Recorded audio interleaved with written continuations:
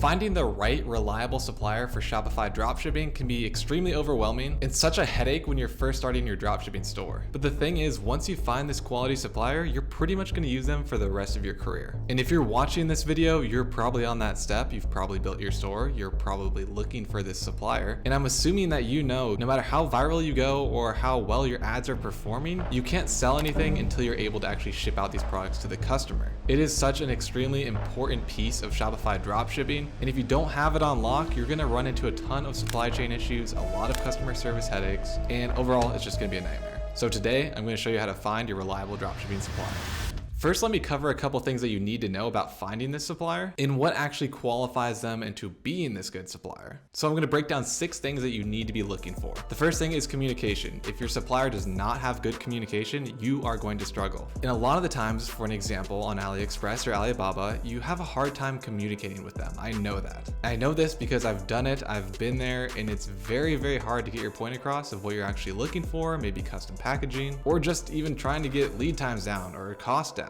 A lot of the suppliers on AliExpress and Alibaba don't speak English very well, which makes it really, really hard if you're a native English speaker, especially if you're shipping products to the US. You have to have good communication. If you can't communicate with your supplier, they're not a good supplier. You're just wasting your time and you're gonna run into headaches. The second thing that you need to consider when looking for a supplier is trust. You don't want to just send this random person on the internet a bunch of money. Let's say you get 100 orders and they're $25 an order. If it's your first time dropshipping, you got a lucky viral video or your ads are working really well, you're not going to want to send them $2,500 to someone you've never even talked to. It can be a huge risk because you want to get your product to the customer. Otherwise, you're going to have a ton of chargebacks. And you sent this person money and maybe it takes 9 months to get to the customer. That's going to be a nightmare. You're going to lose all of that sale money and it's actually not going to work out very well for you. You need to have trust with your supplier. And trust is built obviously over time, right? But you can build it up by communicating with your supplier, ordering samples from them to see how fast they actually send the product, and just talking to them in general, asking them questions, how it works, what you're doing.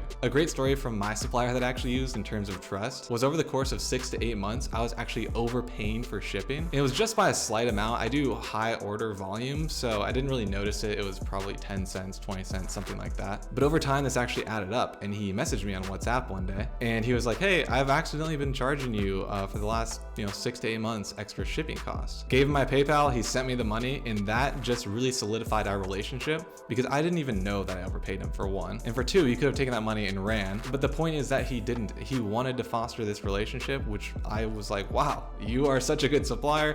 I'm going to be using you from here on out. Trust is great, but that brings me to the third pillar that we're actually looking for in a supplier, which is quality.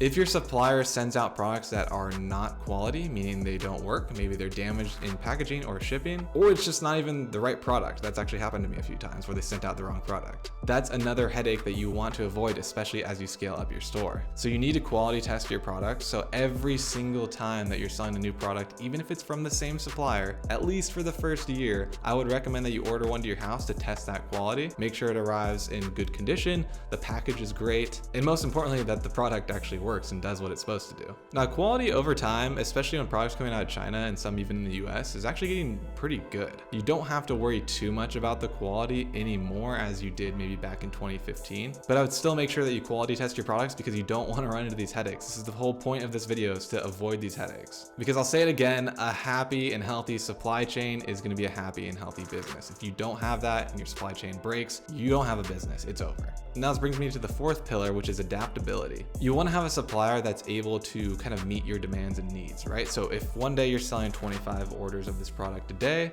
and you ramp up to 100 because you get a viral video or your ads are working really well and you're scaling, you have to have that communication pillar because you need to tell him that ahead of time so you can plan. But this supplier, knowing the supply chain and the forecast that's coming in for the demand, should be able to actually prepare for this and ship out all your orders in a timely manner, even though you've scaled up. That piece of adaptability is kind of both on you and the supplier. You have to make sure you're communicating your demand, but they also have to be able to supply that demand. Otherwise, you're stuck back at your 25 orders and you really can't scale up. And the last thing that you want to do is start reaching out to other suppliers and have multiple suppliers. It is just a nightmare to keep track of. It's hard to communicate. Some come in different packaging, some don't work. It just does not work out, especially if you're selling upsells with your products, because you typically will want them to come in the same package. Adaptability can also mean sourcing different products for you. If there you're just an expert in one niche, that's great and that's fine. You can upsell a bunch of different products, test out a bunch of different products in that niche, and you know that supplier is there for you. But say you're doing really, really well in the golf niche and you want to move over to pickleball and start a new store and just repeat this process to make more money. Your supplier should be able to get other products in different niches if they are a quality supplier. And that's kind of what I mean overall about adaptability.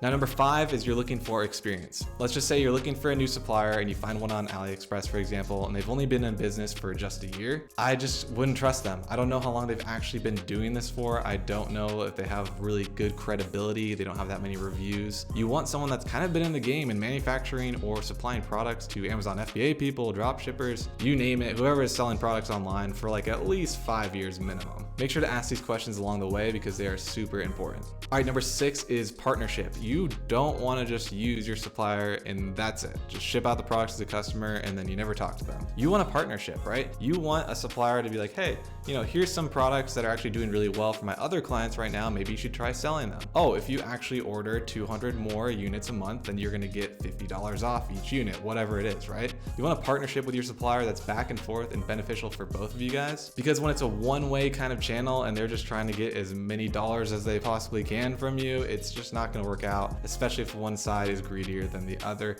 You want to work together and actually build a business essentially together, because as you grow, they grow as well. And if they don't understand that and they don't give you pricing discounts and they don't want to help you out with custom packaging and stuff like that, it's probably not the right supplier, because you want to build a business that's sustainable for the long term. You don't want to just run a drop shipping store for 3 months on a trendy product and make 25 grand, and then you quit your job and then you just realize, oh, well, that was just super lucky. I can't do that anymore and now I have to go get a job again or whatever. You want to build a sustainable, strong business, and that's what we're here for on this channel. Those are the 6 pillars that you look for in qualifying a supplier, but let's actually break down the multiple types of suppliers. And then after that, I'm going to give you examples in actually where to go to find these suppliers. But don't skip this part because it is super important to know, especially as you're building your business. So what types of suppliers are there? Well, there's manufacturers, there's forwarders, and there's 3PLs. So a manufacturer is literally someone that manufactures a product, usually in like Shenzhen or somewhere in China, where they have this big warehouse, a bunch of people working on tons of different products, and they ship them out directly from there. What's great about a manufacturer is that their pricing is cheaper. What's really bad about a manufacturer is that they don't really have good communication skills, and most of the time the packages look like garbage when they come to the house. They're all beat up with a bunch of white tape all over it or yellow tape all over it. It just doesn't look good. You don't want to build a brand around that. It's just not a good look. You're not going to get as many returning customers. And they have horrible shipping times. They're usually like the 30-day plus shipping times that you see on AliExpress. Usually working with manufacturers directly is a nightmare, and I really don't recommend it. Now what's next is a forwarder, or an agent is what a lot of people call it. An agent is actually someone that works with the manufacturers to get you the best price. They order the products to their warehouse, where then they can do custom labeling, packaging, all that stuff, and then ship it out for you. It's much better because they're kind of the liaison or the middleman between manufacturers and you, and then it also goes to the customer after. I know it's adding one more step to the supply chain, but it really does help because they're able to communicate with the manufacturers a lot better. And oftentimes their job is literally to communicate with the manufacturers to get you the best price, and then managing their own warehouses and people to actually ship out all these products on time, quality packaging, etc. Now 3PLs are third-party logistics companies where you can actually order in bulk, send it over to their warehouse, and then they will ship it out for you. These are usually a lot faster in terms of shipping times, but the problem with 3PLs and ordering in bulk, yes, you get a discount on the bulk orders, but it's usually more costly to actually use this service. 3PLs are at the level where you're a massive brand, probably $5 million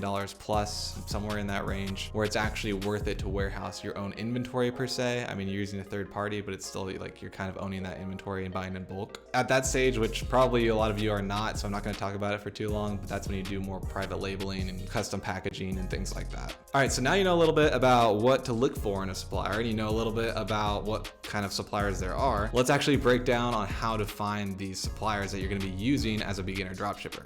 All right, the first option, which kind of checks off everything on our pillar list, is using a software like AutoDS. Now, I've been a partner with AutoDS for a very long time now, and they consistently improve their software and the capabilities, which is fantastic. They're kind of an all-in-one drop shipping software. They do everything from product research, suppliers, and auto fulfillment. It's pretty crazy. And I know there's a lot of softwares out there in terms of being like third-party kind of suppliers for people, but AutoDS is the best in terms of shipping times. They have absolutely insane shipping times, especially to the US. Let me just show you here. You go on the marketplace, look at best sellers. Okay, let's say you're selling something really quickly before Halloween. By the time this video is posted, it's probably past Halloween. But you have a late start and you want to sell a holiday product. You can get these light bulbs with some eyes on them for Halloween in just 2 business days. So scrolling down here, they have a ton of different products in all kinds of different categories with shipping times anywhere from 2 to 14 days, but a lot of them are under 10 days, which is absolutely fantastic and a really good place to be, especially if you're a beginner. Right when you reach that 12 to 14 day mark is really when you see more customer complaints coming in, especially if they're not notified ahead of time it's going to take that long. So everyone I teach in Ecom Remastered, I recommend using AutoDS. It's just the easiest way to start dropshipping as a beginner without going through all this headache of trying to find a supplier. For example, if you're looking for golf products, you just type it in the sports and fitness category. We've got golf balls, grips, all this stuff. 3 days shipping time, 2 days shipping time. Bags, you can get them customized if you want to as well. 15 days, 10 days. So that's not bad at all, and it gives you a lot of opportunity to focus on other elements of your business and not have to worry about finding the supplier. Now, of course, supplying products is just one of their newer features that they're working on, and it's really come a long way. But they also have a ton of other things like TikTok Ad Spy. You can also automate all of your orders. So if you go into your settings and then you go into buyer accounts, you add your account and link it to your product in your credit card. So that way, let's say you made 25 orders yesterday. Today, it'll automatically fulfill them through AutoDS, charge your card for the orders, automatically pay for them, so they'll automatically be shipped out the next day, and they will actually add all the information like tracking back onto your Shopify store automatically. Then it gets sent out to the customer, so you don't have to do any of that work. It's pretty much all automated. So that's the first supplier recommendation I have. They pretty much hit all the pillars. They have communication, unlike other platforms. You literally just click on the bottom right, contact a mentor, help center, live chat. So whatever question that you have about a product or their services, they'll just answer it for you, which makes it super, super easy with their good customer service. For the pillar of trust, it's a massive company. They've been around for I think 10 years now, so they really know their stuff in the game. For quality, they vet all of their suppliers, so you don't really have to worry about that one as much. I still recommend that you order a product to your house to sample it, take videos and all that stuff. Experience, again, I already touched on 10 years of it in partnership. They want to work with you. They want to give you discounts on bulk orders and all these things. They want to earn your business. So I can't really recommend AutoDS enough. And if you want to try it out free for 30 days, I'll have a link down below.